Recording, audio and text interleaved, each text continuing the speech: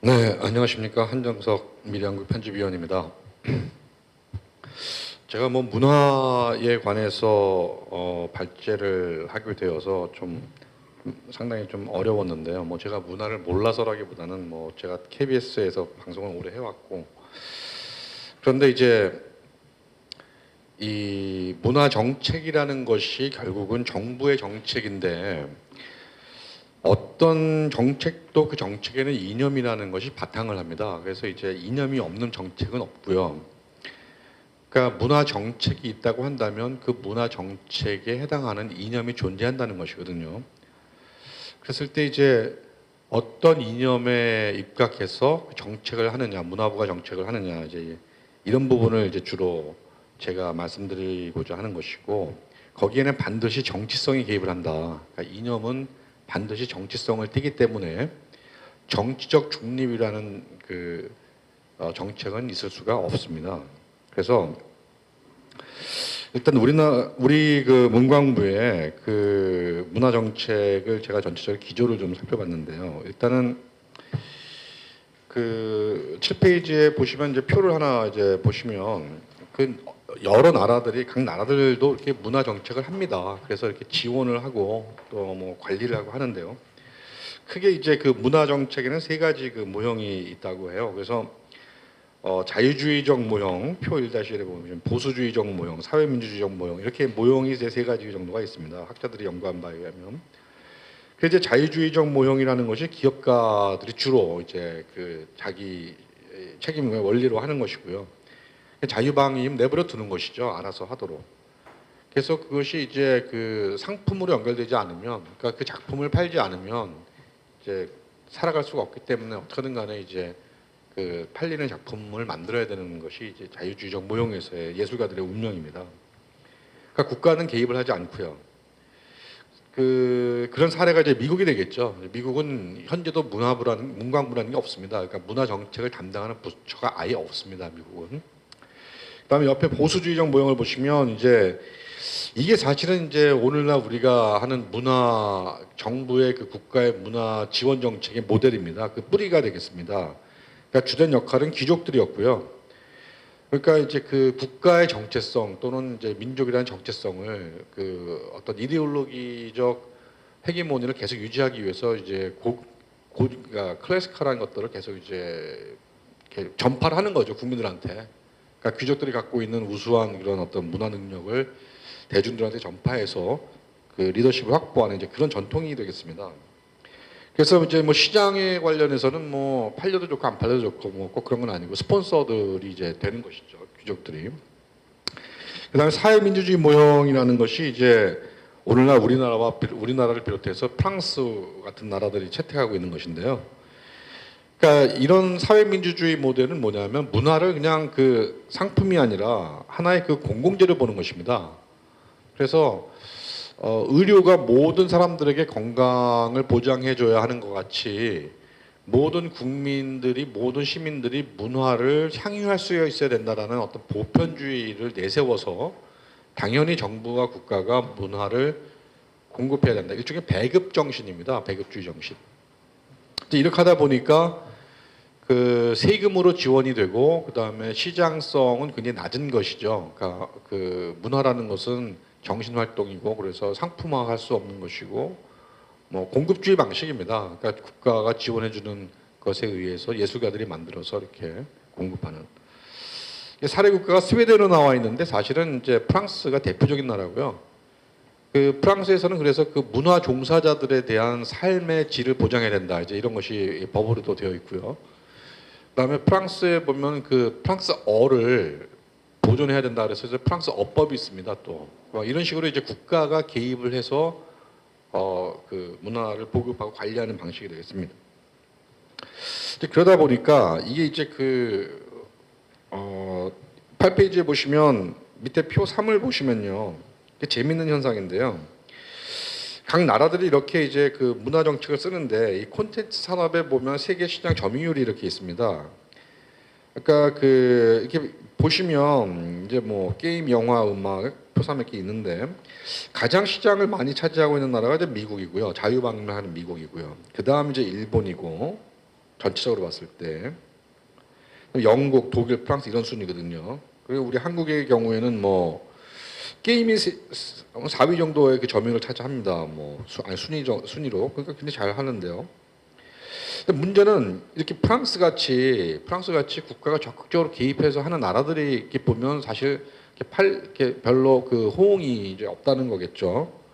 반면에 일본 같은 경우가 이제 전 세계 문화 시장에서 나름대로 약진하고 있다는 것을 보면 또 좀 의외입니다. 그 영국과 독일은 처음에 프랑스와 같은 모델이었지만 그것을 이제 그 국가가 지원은 하되 개입은 하지 않는다라는 이제 8길의 원칙이라는 게 있는데요. 이제 거기서 벗어나서 이제 시장 마켓 중심으로 이제 그 정책들을 짰습니다. 2000년도에. 그래서 그것이 크리에이티브 브리테니아 뭐 이런 식으로 그다음에 독일 주식회사 이런 형태의 시장 지향적 이제 문화 정책들이 이제 생긴 것이죠. 그래서 정부 지원도 국가 예산 플러스해서 반드시 그 민간과 기업의 매칭 펀드가 들어오도록 이렇게 이제 되었습니다. 그래서 2000년 이후에는 영국과 독일이 상당히 그 문화 산업이 그 나라의 시장 경제를 이제 좀 서포팅하는 데 그런 역할을 많이 했죠. 특히 영국 같은 경우는 이제 아시겠습니다만은 2000년대부터 10년 동안 영국의 성장률의 5배가 그 크리에이티브 인더스트리에서 이제 올라왔죠. 또 750만 개 일자리를 창출하기도 했습니다. 자, 이러다 보니까 이제 8페이지 위에 있는 그 도표를 보시면 정부 지원을 하는 것이 정당하냐 아니면은 이제 시장에서의 어떤 그런 경쟁 상태에 있는 것이 좋겠느냐에 대한 이제 학자들 간에 이렇게 논쟁들이 있습니다. 그래서 뭐 제가 자세한 거는 이제 뭐 읽어보시면 되겠고요. 여기에서 이념적 차이성이 드러나는 것이죠. 그러니까 문화라는 것을 의료와 같은 공공재로 컨셉을 봐서 모든 국민들이 그 문화를 향유할 권리가 있다고 보는 입장이 있고요. 그다음에 문화가 무슨 공공재냐? 문화는 각자 개인들의 자유로운 정신에 의한 것이기 때문에 그것은 각자의 공급자와 수요자가 만나는 시장에서 결정되어야 되는 문제다. 이제 이렇게 볼 것입니다. 어떤 것이 옳으냐라고 말씀을 제가 드리기는 좀 어렵고요. 그거는 이제 조금 더 나중에 얘기를 하기로 하고요. 그 9페이지 내용은 제가 뭐 특별하게 말씀드릴 게 아니고 9페이지에서 7페이지의 내용을 제가 9페이지 내용을 좀 대신하겠는데요. 그 문화 정책의 갈등과 이념적 양상. 여기에서 제가 좀 말씀을 하나 드릴 게 뭐냐면 그렇다면 왜 이렇게 문화라는 것이 이념에 따라서 나눠져서 이렇게 팽팽하게 맞서고 있느냐 하면 원래는 그 문화라는 것을 그 귀족들과 왕실에서 전파할 때는 아까 말씀드린 대로 그 국가의 정체성을 확립하기 위해서 시작이 된 거거든요. 그러니까 문화라는 것은 항상 그 삶의 방식, 그 집단의 어떤 고유성을 말하기 때문에 국가는 그 자기 국민들의 어떤 고유한 정체성을 확립하기 위해서 주류 문화를 만들어야 한다는 그런 생각을 하게 됩니다. 그러니까 그거는 제가 부정할 수는 없는 것 같아요. 그럼 반드시 필요하고요. 다만 그런 생각들이 68혁명, 그러니까 68혁명을 통해서 상당히 이제 변화가 됩니다. 그러니까 그 보수주의적인 그런 생각들이 근대 정부 이후에는 국민의 정부에 의해서 프랑스도 그 정책이 원래 그런 거였어요. 그러니까 프랑스적인 것을 국민들에게 정체성을 알리자. 이게 이제 앙드레 모로아의 그 문화부 장관 시절에 있었던 것인데 이게 68혁명 때 민주주의라는 그러니까 문화 민주주의라는 이름으로 이제 등장을 합니다. 그 반대 세력이. 그래서 어떻게 얘기가 되냐면 왜 고급 문화만 지원을 하느냐? 대중문화도 지원해야 된다. 이거죠. 그러니까 이게 자유주의적인 생각인 것 같지만 자유주의라면은 그 문화에 국가 기업이 손을 떼라 이렇게 가야 되는데 그게 아니라 고급 문화, 엘리트 문화만 공급하는 게 아니라 대중문화도 공급해라 이렇게 된 겁니다.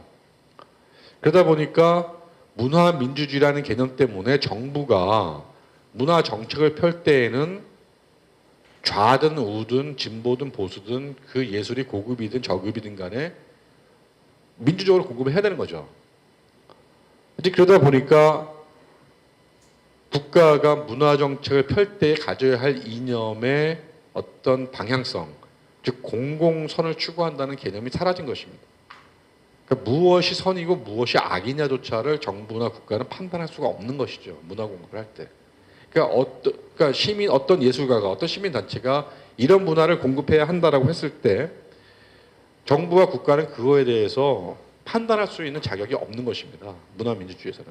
그 대표적인 사례가 1987년에 미국에서 일어났었죠. 그러니까 정부 지원을 받은 그 단체가 그 신성 모독을 하는 그 교회에다가 이제 굉장히 신성 모독적인 그 그림을 전시했습니다. 그런데 한편으로는 이것도 예술인데 이걸 왜 그게 왜 문제가 되느냐 이런 논쟁들이 붙었고 그럼 과연 국가가 어떤 문화예술 지원할 때 그 판단해야 되는 가치 기준이 뭐냐 이거는 공무원이 판단할 수가 없거든요. 공무원이 판단을 못합니다. 그래서 영국의 경우에는 AEC라는 그 문화예술위원회가 독립적으로 있습니다. 그러니까 정부에서는 지원만 하고 어떤 작품을 누가 어떻게 그 지원할 것인가는 민간이 결정을 합니다. 정부 공무원들 개입을 안 합니다. 그러니까 그 민간위원회에서 독립예술위원회에서 결정을 이제 하는 것이 어떤 작품을 지원하자 이렇게. 물론 거기도 진보 보수가 있을 겁니다. 이제 하지만 그럼에도 불구하고 그 그룹들에게 있는 공통적인 생각은 그레이트 브리튼이라는 그러니까 크리에이티브 브리튼 또는 그레이트 브리튼이라는 어떤 그런 목표가 있는 것입니다. 그러니까 영국의 가치를 알려야 되겠다. 이제 이런 어떤 공통된 기반 합의하에서 뭐 진보도 있고 보수도 있고 이런 것인데 우리나라에서 문화 정책을 할 때 이렇게 보면 제가 이 뒤에 우리 그 김영건 우리 위원께서 이렇게 그 정리해 주신 걸 보니까 좀 기가 막혀요. 그러니까 이게 뭐 종교 쪽을 보니까요. 뭐 12.7 범란 기념관 건립 지원에 632억이 들어가는데 이게 왜 들어가는지 잘 모르겠는데 뭐 기독교 문화 행사는 뭐 2억 뭐 이렇게 들어가고 그러네요. 그러니까 이런 그 정당성 국가가 어떤 문화 예술에 지원을 할 때 그것이 주류 문화 그 나라 그 공동체의 주류 문화를 확립을 하고 그 문화 안에서 사회 통합이 이루어져서 그것이 바탕의 인프라가 되는 어떤 그런 정책적 목표를 가져야 되는데 우리나라처럼 이렇게 뭐 관음보살이 이렇게 나뭇가지에 물 묻혀서 뿌려주듯이 감로수 뿌려주듯이 이렇게 막 이렇게 뭐 뿌려주는 이런 형태의 어떤 지원 정책은 굉장히 후진적이다. 그리고 이런 정책으로는 오히려 갈등만이 생긴다. 사회 통합이 아니라. 그래서 어떤 문화 내용을 누가 결정할 어떻게 지원하고 누구를 지원할 것인가 문제는 민간에게 맡겨야 된다. 민간에게 공무원들이 결정하지 말고. 그럴 때 그 민간위원회는 독립적으로 구성이 되어야 되고 기계적 중립을 맞춰야 된다는 것입니다. 그러니까 진보든 보수든 뭐 이렇게 뭐 종교면 뭐 기독교, 불교 이렇게 해서 그래서 그런 민간위원회에서 지원의 내용, 지원의 크기도 결정을 하고 정부는 지원은 하되 간섭하지 않는다는 8길의 원칙을 지키는 것이 답이 아닌가 이렇게 생각이 됩니다. 예, 여기까지 하겠습니다. 감사합니다. 예. 예, 감사합니다.